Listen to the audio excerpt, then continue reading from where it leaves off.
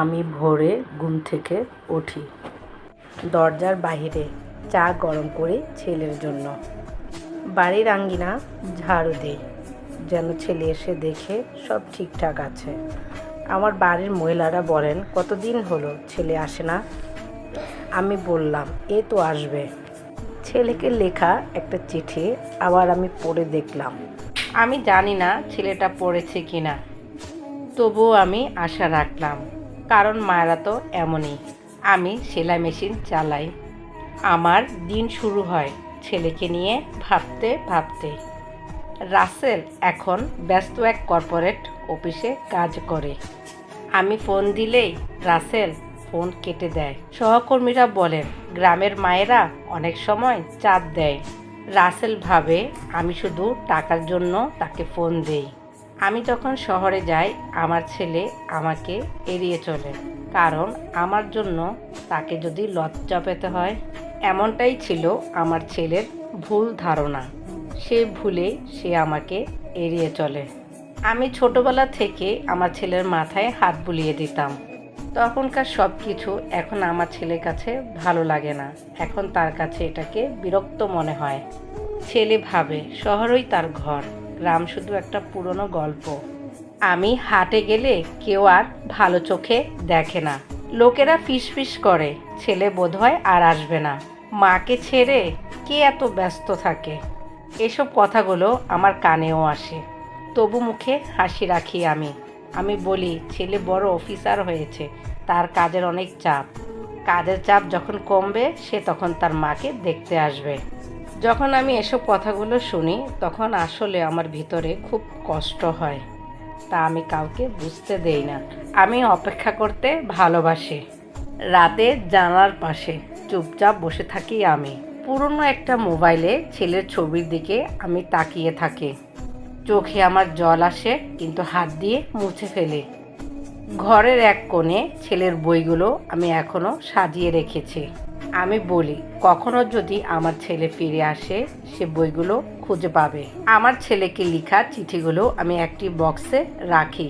মাঝে মাঝে খুলে পড়ি আর কাঁদি। নিজের কষ্ট কাউকে বলি না, শুধু বাতাসে ছেলের নাম বলি। আশায় থাকি কবে আসবে ছেলে, শুনবে, বুঝবে একদিন। রাসেল অফিসে বসে আয়নায় নিজের মুখ দেখেন। চোখে ক্লান্তি, হৃদয়ে শূন্যতা, তবু বাইরে সব ঠিকঠাক দেখাতে হয়। রাসেলের সহকর্মীরা বলে, তোমার হাসি তো মেকি মনে হয়। রাসেল জোর করে হা হা করে হেসে বলে, না না, সব ঠিক আছে। রাসেল যখন বিছানায় শুতে যায় তখন আমার কথা মনে পড়ে। আমার ফোন যখন বেজে ওঠে, নামটা দেখে আমার চোখ ভিজে যায়। আমি কিছুক্ষণ ফোন নাম্বারের দিকে তাকিয়ে থাকি। রিসিভ করতে আমার খুব ভয় লাগে। অবশেষে ধরে বললাম, হ্যালো। ওপাশ থেকে নীরবতা। তারপর ধীরে ধীরে আমার ছেলে বলে, মা। এইটুকু শুনেই আমার বুক হালকা হয়ে যায়। আমি কিছু না বলে শুধু কাঁদি আর কাঁদি। আমার ছেলে রাসেল বলে, তুমি ভালো আছো তো মা? আমি কোনো উত্তর দেই না, আমি শুধু বলি, তুই তো ভালো আছিস, আমি ভালো আছি। সন্ধ্যাবেলায় আমি বাড়ির বাইরে হাঁটি। আমার এক প্রতিবেশী আমাকে জিজ্ঞেস করে, ছেলে কি বউ নিয়ে ফিরবে? আমি মুচকি হাসি দিয়ে বলি, না, ও একাই আসবে। তখন আমার প্রতিবেশী আমাকে আবার বলে, তবু ফিরছে তো? এই তবু শব্দটা আমার হৃদয়ে খোঁচা দেয়। আমার চোখে যেমন আনন্দ আছে তেমন অপমানও আছে, তবু মুখে কিছু বলি না। আমি কেবল গাছটা নিচে দাঁড়ানো, যেখানে এক সময় আমার রাসেল দোল খেত। সবই যেন আমার কাছে অতীত হয়ে গেছে, তবু স্মৃতিরাও আমার বন্ধু। রাসেল এক রেস্টুরেন্টে বসে খেতে গিয়ে থেমে যায়, কারণ চিংড়ি মালাইকারি দেখে আমার রান্নার কথা মনে পড়ে তার। ছেলে আর ওই খাবার খেতে পারে না। আমার ছেলে রাসেল ফোনটা আবার দেখে, কোনো নতুন মেসেজ এসেছে কিনা। সে দেখে ফোনে কোনো নতুন মেসেজ নেই। ছেলে ভাবে এবার ছুটিতে গ্রামে যাবে। বস জানায় প্রজেক্ট ডেডলাইন সামনে। রাসেল বলে, এবার আমাকে গ্রামে যেতেই হবে। আমার ছেলে রাসেল বলে, আমার মাকে দেখা আমার খুব জরুরি। আমার ছেলে রাসেল আরও বলে, দেরি হলে হয়তো আমার মাকে আমি আর দেখতে পাবো না।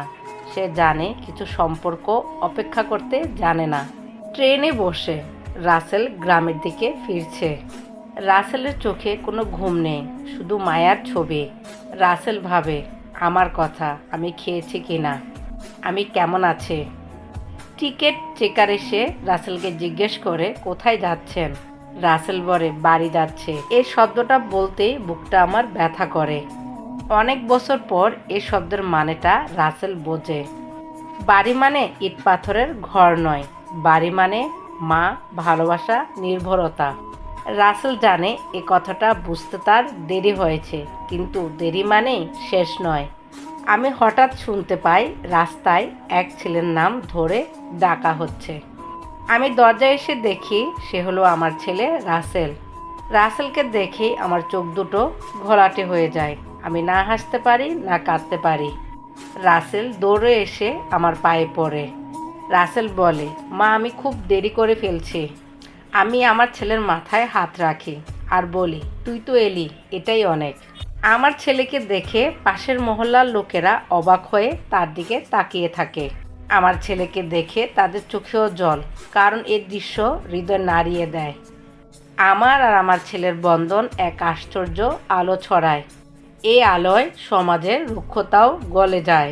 রাসেল ঘরে ঢুকে খুঁজে পায় একটি পুরনো লাল বক্স। আমি বলি, তোর চিঠিগুলো রাখতাম এখানে, পড়তাম বারবার।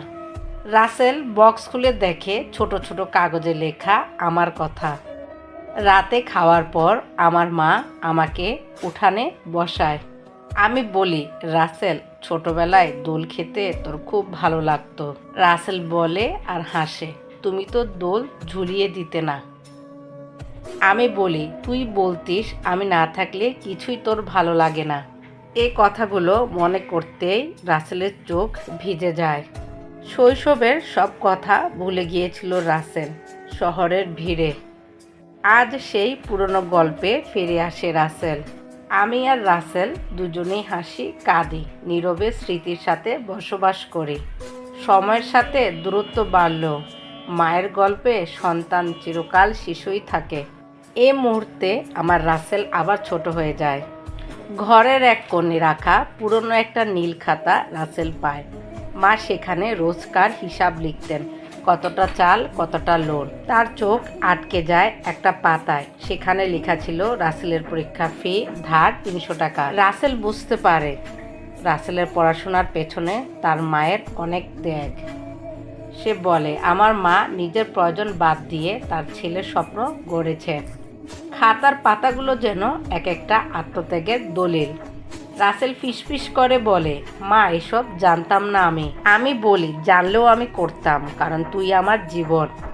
একটা খাতা কত কথা বলে। রাসেলের চোখে জল জমে। এই খাতা রাসেল নিয়ে যাবে, শহরে রাখবে হৃদয়ের পাশে। গ্রামের মানুষ এখন রাসেলকে নতুন চোখে দেখেন। তারা ভাবেন যে ছেলে শহরে গিয়েও মাকে ভুলে গিয়েছিল, এখন সে পাল্টে গেছে। অনেকে এসে আমাকে বলে, আপনার ছেলে তো এখন অনেক ভালো মানুষ। আমি বলি, সে তো ছোট থেকেই ভালো ছিল। আমি নিজে নিজে বলি, মানুষের দৃষ্টিভঙ্গি বড়ই বদলাতে জানে। যে এক সময় আমার ছেলে রাসেলকে অপমান করত, আজ সে প্রশংসা করে। আমি কেবল হাসি, কারণ ভালোবাসা কোনো হিসেব চায় না। আমার প্রতিবেশীরা রসনা পরিবর্তনের চর্চা করে। আমার প্রতিবেশীরা এখন আমার কথা মন দিয়ে শোনে, কারণ স্নেহের শক্তি সব কিছু বদলে দিতে পারে। আমি এবং আমার ছেলে রাসেল একসাথে হাঁটে যাই বহু বছর পর। বাজারের সবাই আমার ছেলে রাসেলকে দেখে অবাক হয়। তারা বলে, রাসেল তো গ্রামে ফিরেছে। কেউ মাছ দেয় বেশি করে, কেউ ছাড় দেয় দামে। আমি রাসেলকে হেসে বলি, তুই শহরে গেলে এমন হতো না। রাসেলও হেসে বলে, এত ভালোবাসা তো শহরে পাই না মা। বাজার যেন উৎসব হয়ে ওঠে একদিনের জন্য। গ্রামের মানুষেরা মনে মনে ভাবে, এটাই তো চাওয়া ছিল। রাসেল শিখে যায় শ্রদ্ধা এবং সম্পর্ক কোথায় জন্মায়। হাটের থলি ভারী হয় না, কিন্তু হৃদয় ভরে যায়। আমি আর আমার ছেলে রাসেল পাশাপাশি হাঁটি ছায়া হয়ে। একদিন বিকেলে আমি উঠানে বসে সূর্যাস্ত দেখি। রাসেল এসে পাশে বসে, হাতে তার চায়ের কাপ। আমি বলি, এই সময়টা আমার সবচেয়ে প্রিয়। রাসেল জিজ্ঞেস করে, কেন মা? আমি বলি, তুই যখন আমার পাশে থাকিস সব অন্ধকার মুছে যায়। বিকেলের আলো পড়ছে আমার আর রাসেলের দিকে, হালকা স্নিগ্ধ। পাখিরা ফিরছে বাসায়, বাতাসে ঝিরঝির করা শান্তি। রাসেল চুপচাপ বসে থাকে, এই নীরবতাই সবচেয়ে শব্দময়। আসসালামু আলাইকুম, সবাই ভালো থাকবেন, আল্লাহ হাফেজ।